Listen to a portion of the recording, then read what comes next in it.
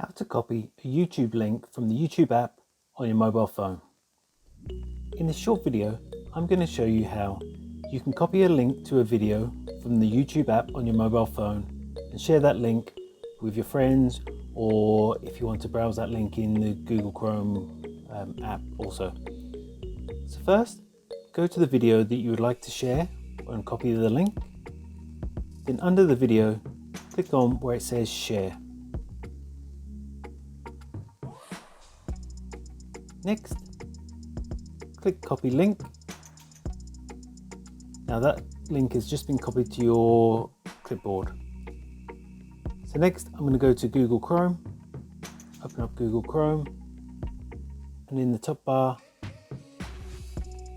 I'm going to do paste, and that's just pasted that link from that video. I can just go to it.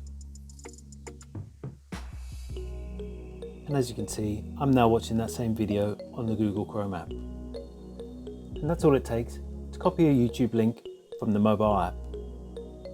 If you found this video helpful, I'd love it if you liked the video, subscribe to my channel, and let me know in the comments if this worked for you.